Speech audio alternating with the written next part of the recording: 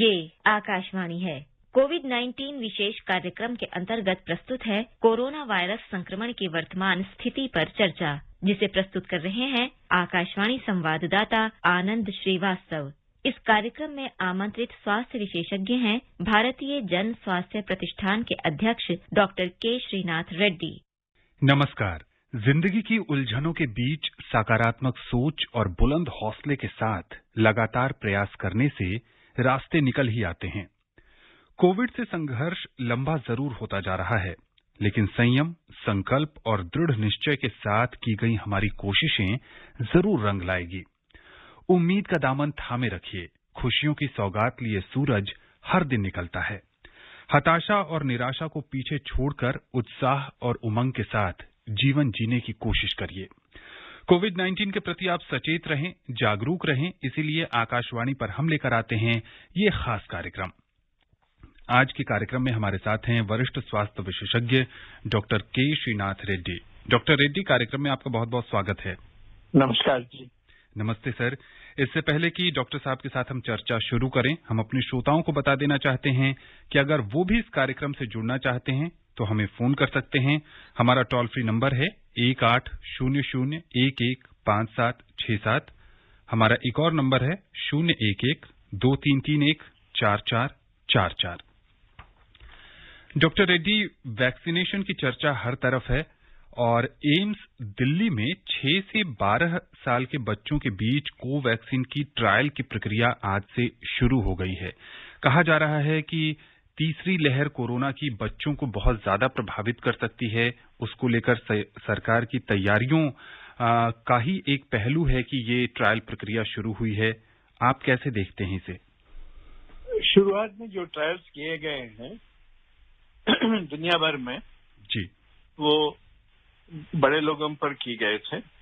18 साल के उम्र के ऊपर लोगों पर की गए थे।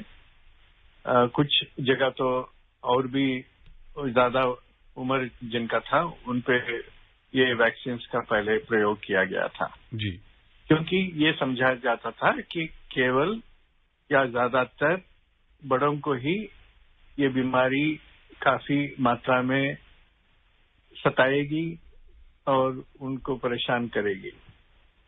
मगर अब ध्यान बच्चों के ऊपर भी गया है, क्योंकि पिछले साल से कुछ ऐसे हमारे सामने ये चित्र प्रस्तुत हुए हैं कि बच्चों पर भी ये असर होता है जी। हालांकि उनमें कोई घातक बीमारी अक्सर होता नहीं है, हल्का सा बीमारी होता है।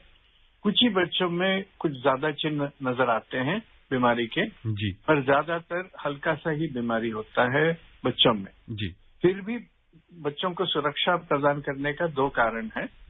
एक तो उनको किसी प्रकार की बीमारी से बचाने के लिए, और दूसरा अगर वो खुद इस प्रकार के वायरस से संक्रमित नहीं होंगे तो तब वो दूसरों को भी नहीं फैलाएंगे और घर में बड़े बुजुर्ग जो लोग हैं वो भी सुरक्षित रहेंगे। बिल्कुल। तो इसलिए बच्चों के ऊपर भी ध्यान गया है और बच्चों के ऊपर भी वैक्सीन का ट्रायल्स शुरू किए गए हैं, क्योंकि इसके पहले ये पता नहीं चला कि बच्चों के ऊपर कितना असर है ये वैक्सीन का, एक तो बचाव के लिए और दूसरा वो उसमें कोई ऐसा अवांछित ऐसे साइड इफेक्ट्स वगैरह तो नहीं है जी।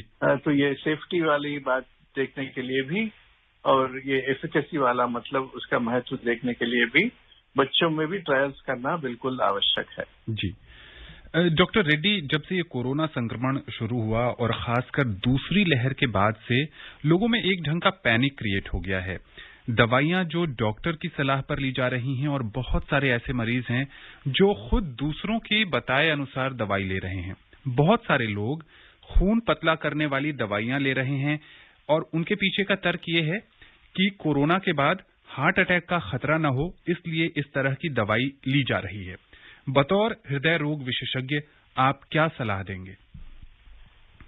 कोरोना के बीमारी के समय कुछ ही लोगों में बीमारी ऐसा होता है जी कि उनके खून गाढ़ा बन के धमनियों में रुक जाता है, वो वीन्स में जी और आर्टरीज में भी हो सकता है। ज्यादातर वीन्स में होता है, जी आर्टरीज में भी हो सकता है, मगर बहुत ही कम लोगों में इस प्रकार का ये लक्षण नजर आते हैं।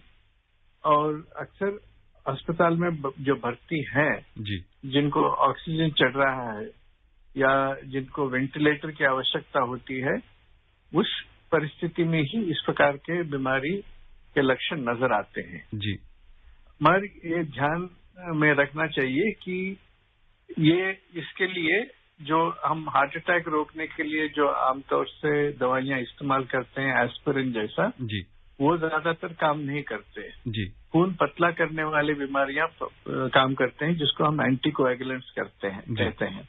पर वो भी तभी इस्तेमाल करना चाहिए जब अस्पताल में डॉक्टर ने सलाह दी हो। जी और कभी कभी घर में जो चिकित्सा होती है, खास करके हॉस्पिटल से डिस्चार्ज होने के बाद भी, तो कुछ हफ्तों तक शायद उन मरीजों में इस प्रकार की दवाई दी जाती है, 3-4 हफ्ते तक ये लागू होता है। जी मगर जैसा मैंने कहा, बहुत ही कम लोगों में इसकी आवश्यकता पड़ती है। जी ये अगर हल्का सा बीमारी है, इस प्रकार के दवाई का कोई आवश्यकता नहीं है, तब ये दवाइयां लेंगे तो उसके परिणाम अच्छे नहीं होंगे। जी तो साइड इफेक्ट्स उसके भी होंगे। जी तो उससे कोई फायदा नहीं होगा, नुकसान ही होगा। जी तो डॉक्टर के सलाह पर ही इस प्रकार की दवाइयां लेनी चाहिए और फजूल के नहीं लेनी चाहिए। डॉक्टर रेड्डी, जो लोग दिल की बीमारियों से परेशान हैं, जिन्हें डॉक्टरों ने ये सलाह दी है कि 2-3 महीनों के बाद उन्हें ऑपरेशन की जरूरत है, लेकिन लॉकडाउन के कारण, विषम परिस्थितियों के कारण वो इस समय ऑपरेशन के लिए नहीं जा पा रहे हैं, वो लोग को आप क्या सलाह देना चाहेंगे कि संक्रमण के इस दौर में वो क्या सावधानी बरतें कि वो संक्रमित होने से बचे रहें?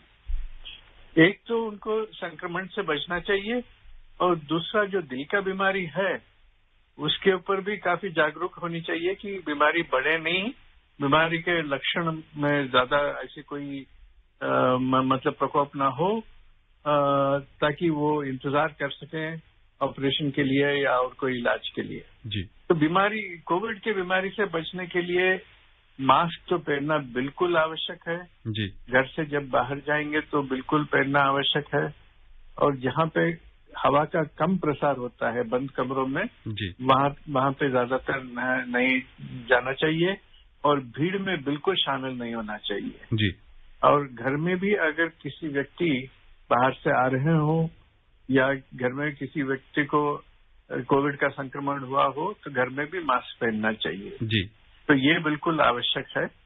और दूसरी बात जो है कि अगर उनको अभी ऑपरेशन का मौका नहीं मिला जी और उसके लिए इंतजार कर रहे हैं, तब तक बीमारी को काबू में रखने के लिए जो दवाइयां लेनी चाहिए, ब्लड प्रेशर वगैरह बिल्कुल काबू में रखने के लिए, या डायबिटीज को काबू में रखने के लिए, या दूसरे दवाइयां जो प्रिस्क्राइब की गई हैं उसको नियमानुसार लेना चाहिए। जी और खास करके पौष्टिक आहार लेना चाहिए, ताजा सब्जी और फल, जी और तली हुई चीजें वगैरह ज्यादा नहीं लेनी चाहिए। जी तो ये कोविड के लिए भी ठीक है और दिल के लिए भी ठीक है। डॉक्टर रेड्डी, आपने अभी उच्च रक्तचाप और मधुमेह की बात की। बहुत सारे कोरोना संक्रमित से उबर चुके लोगों में ये देखने को मिल रहा है कि उनका रक्तचाप ऊपर नीचे हो रहा है और शुगर लेवल भी बहुत ज्यादा अप हो जा रहा है। ऐसे में उन्हें क्या सावधानी रखने की जरूरत है? ये कोरोना की बीमारी में जी इन्फ्लेमेशन बढ़ जाता है। डायबिटीज और ब्लड प्रेशर में भी इन्फ्लेमेशन, मतलब शरीर में जो जलन होती है धमनियों में या शरीर के विभिन्न अंगों में जो जलन होती है, वो उसको इन्फ्लेमेशन कहते हैं। जी तो वो इन्फ्लेमेशन की स्थिति पहले से ही होती है जिनमें ज्यादा ब्लड प्रेशर हो या ज्यादा डायबिटीज हो। जी और वो काफी हद तक बढ़ जाता है जब कोविड का बीमारी से संक्रमित होते हैं। जी तो उससे शरीर में विभिन्न अंगों पर हमला होता है और काफी नुकसान होता है, और खास करके खून के नालियों के ऊपर भी असर पड़ता है। तो ये देखना चाहिए कि ब्लड प्रेशर काबू में रखें। जी और अक्सर बढ़ जाता है। बीमारी के कुछ ऐसे भी परिस्थिति आते हैं जब ब्लड प्रेशर कम भी हो जाता है, तो इसीलिए ब्लड प्रेशर को नापते रहना चाहिए देखने के लिए। और ब्लड शुगर भी इस प्रकार का जो ऊपर नीचे होता है तो उसका भी ध्यान रखना चाहिए ग्लूकोमीटर से जी। और दवाई एडजस्ट करना पड़ेगा उसके लिए जी। अगर बीमारी के समय अस्पताल में स्टीरॉइड्स की आवश्यकता पड़ती है कभी जी। क्योंकि स्टीरॉइड्स कोविड में कुछ हालात में जान के लिए काफी रक्षा प्रदान करती है जी। तो वो स्टीरॉइड्स का इस्तेमाल करने के लिए अगर डॉक्टर ने निर्णय लिया जी। तो तब और भी ध्यान देना चाहिए क्योंकि स्टीरॉइड्स से ब्लड शुगर बढ़ जाता है जी। उनमें ब्लड शुगर की मात्रा बढ़ जाती है तो तब डोज एडजस्ट करना पड़ता है वो शुगर को कंट्रोल करने के लिए जी। तो कभी कभी लोग घर में भी स्टीरॉइड्स लेना शुरू कर देते हैं वो अच्छी बात नहीं है मगर तब तो उनको बिल्कुल और भी ध्यान रखना चाहिए कि ग्लूकोमीटर के साथ अपना शुगर नापते रहें ताकि वो स्टीरॉइड्स की वजह से वो शुगर बिल्कुल बढ़ न जाए। जी बिल्कुल। इस बीच हमारे साथ पहले कॉलर जुड़ गए हैं, ओम प्रकाश जी हैं। ओम प्रकाश जी जुड़ रहे हैं हमारे साथ चूरू राजस्थान से। कार्यक्रम में स्वागत है आपका। हाँ नमस्कार सर। नमस्ते। नमस्कार जी। हाँ रेड्डी साहब को भी नमस्कार। नमस्कार नमस्कार। ऐसा है कि मेरे 2 नाती है 28-27 साल के हैं जी। उन्होंने कोविशील्ड का एक डोज लगा रखा था फिर उनको हो गया 1 महीने बाद कोरोना जी। फिर नेगेटिव हो गया था अब उनको डोज कब लगाना है? देखिए सरकार ने फैसला किया है कि जिनको कोविड हुआ है अगर पहले डोज भी लग चुका हो फिर भी जब कोविड हो चुका है तो 3 महीने तक इंतजार करना चाहिए क्योंकि वो उसका असर शरीर के ऊपर होता है ताकि एंटीबॉडीज वगैरह बनते हैं कोविड के इन्फेक्शन के बाद में तो उसको पूरा स्टेबलाइज होने के लिए उसकी मात्रा तब तक रक्षा भी प्रदान करती है वो एंटीबॉडीज तो 3 महीने के बाद में दूसरा डोज लगाना चाहिए। गाजियाबाद से यामीन जी जुड़ गए हैं, स्वागत है आपका। सर नमस्कार जी। नमस्ते। मैं यामीन भाई रेडियो वाला सिरोड़ी से बोल रहा हूँ जिला गाजियाबाद यूपी। जी पूछिए। सर मैं ये जानना चाह रहा हूँ जो कोरोना से जो स्वस्थ हो चुके हैं लेकिन उनको चलने फिरने में सांस फूल जाती है बहुत ज्यादा, क्या ये भी कोई हार्ट की प्रॉब्लम हो गई है उन्हें? क्या एक चिड़चिड़ापन बहुत ज्यादा है लोगों में? कमजोरी और चिड़चिड़ापन, सांस फूलना, क्या ये हृदय संबंधित बीमारी के लक्षण हैं? जी नहीं, हृदय के ऊपर असर तो पड़ सकता है और कभी कभी हृदय के ऊपर असर पड़ने पर इस प्रकार का सांस फूलने का भी लक्षण नजर आते हैं मगर ज्यादातर ये पाया गया कि दिल के ऊपर असर न होने पर भी हम जो लॉन्ग कोविड कहते हैं इस बीमारी के लक्षण का एक और लक्षण है कि बीमारी खत्म होने के बाद भी मतलब कोविड से छुटकारा मिलने के बाद भी जो उसका असर है कई हफ्तों तक या कई महीनों तक चल सकता है कुछ लोगों में जी। उसको लॉन्ग कोविड कहते हैं जी। खास करके शरीर में बहुत ज्यादा कमजोरी महसूस करना या दिमाग में कुछ ऐसा लगता है कि ज्यादा चीजें भूल जाते हैं या दिमाग ठीक से काम नहीं कर रहा है उसको ब्रेन फॉग कहते हैं जी।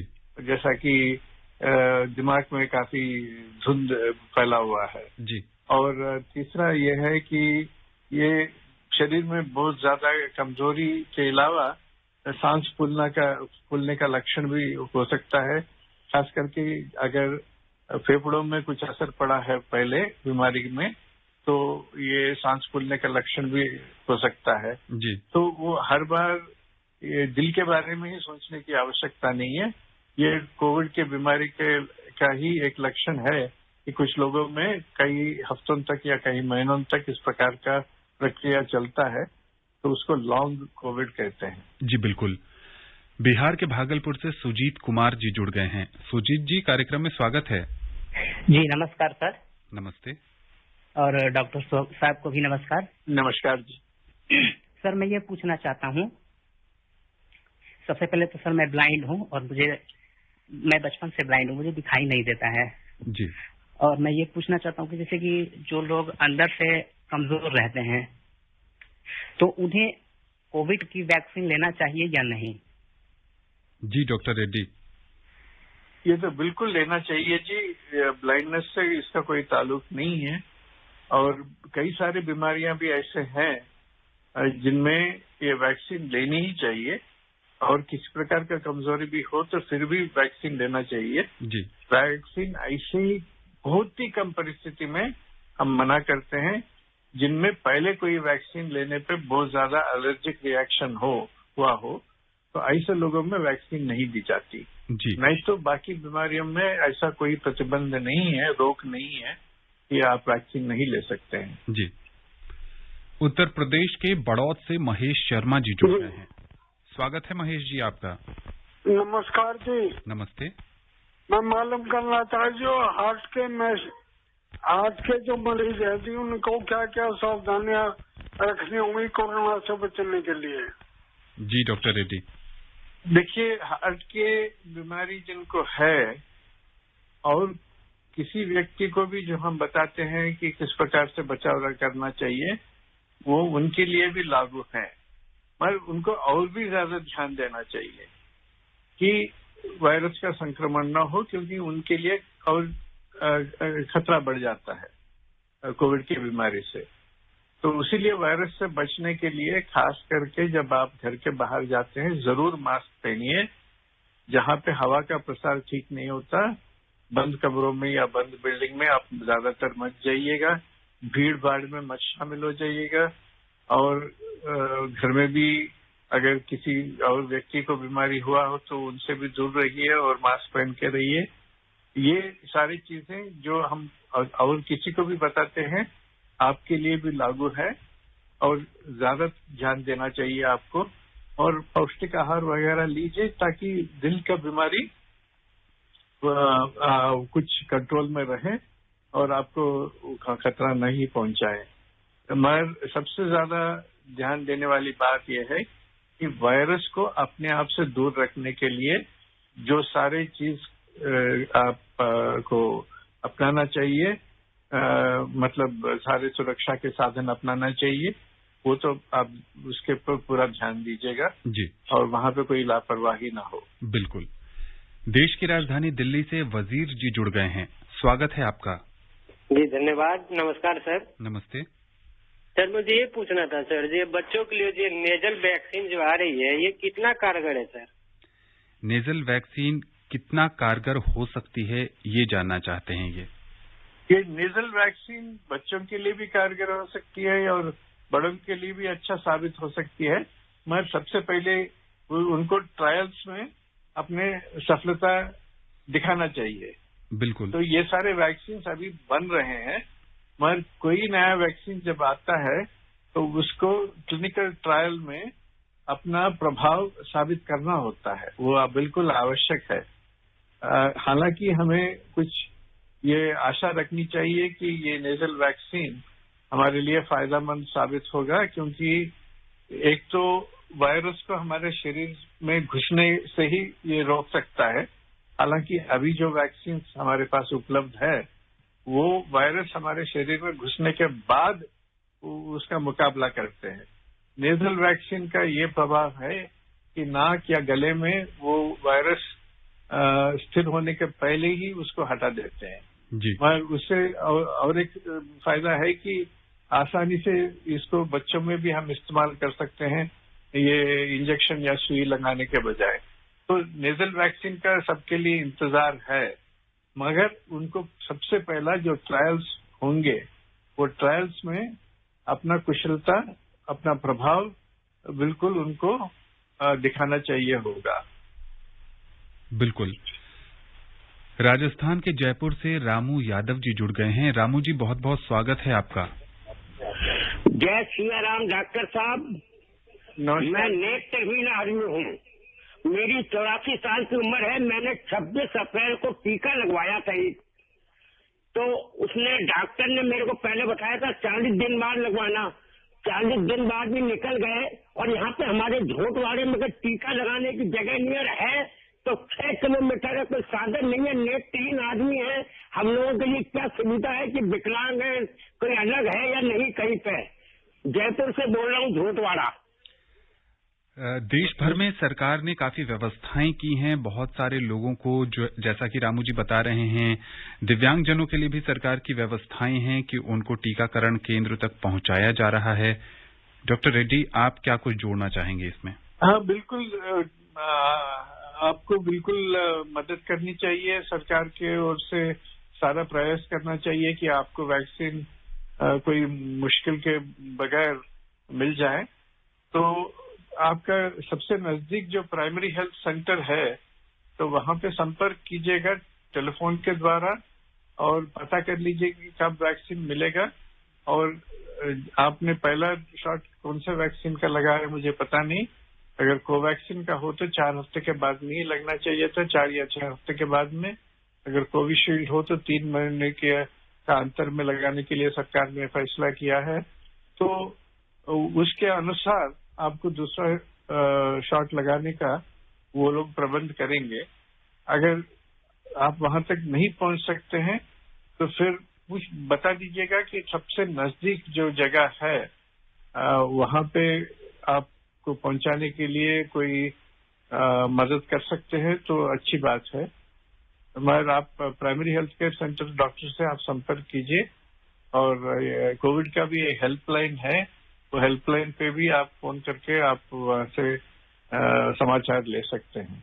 जी हाँ, 1075 ये कोविड की राष्ट्रीय हेल्पलाइन संख्या है। इसके साथ साथ हर राज्य की अपनी कोविड हेल्पलाइन भी चल रही हैं। तो राजस्थान में जो हेल्पलाइन चल रही है या जो जयपुर में सक्रिय है, आप उस पर भी संपर्क करके जानकारी ले सकते हैं।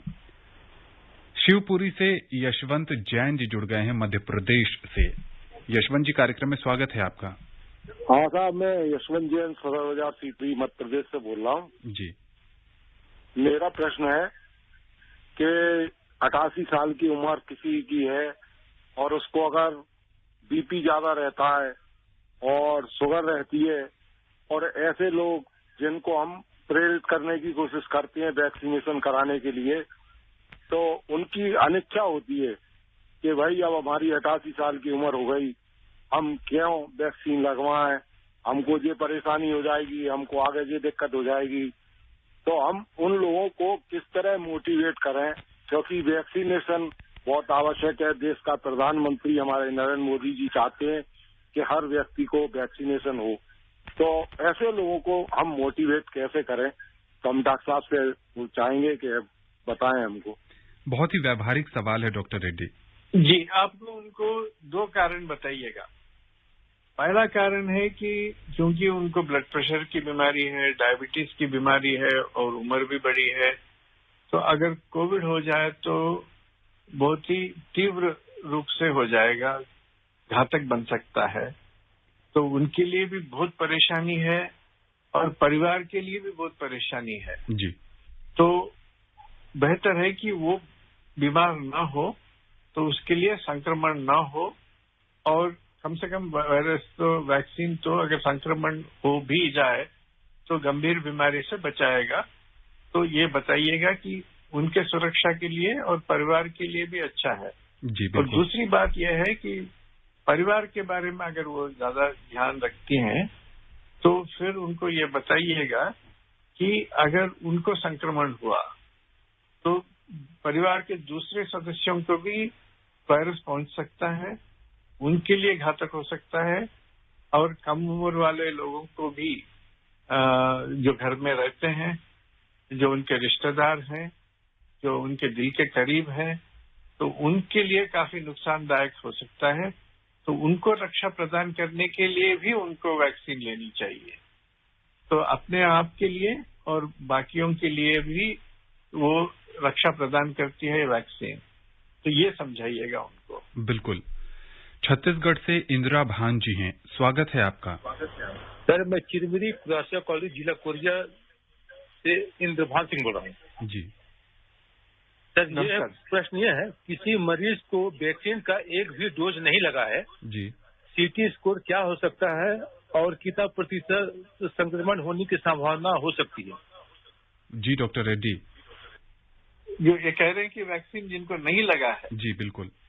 बिल्कुल, संक्रमण का तो काफी खतरा रहेगा फिर, क्योंकि एक तो है संक्रमण का खतरा, आपको भी है, मुझे भी है और किसी को भी है अगर हम लापरवाही से बर्ताव करें जी, या हमारे पास कोई बीमार व्यक्ति एकदम हमारे पास खांसे या ये हवा में अपना वायरस को छोड़ दें खुली तरह जी।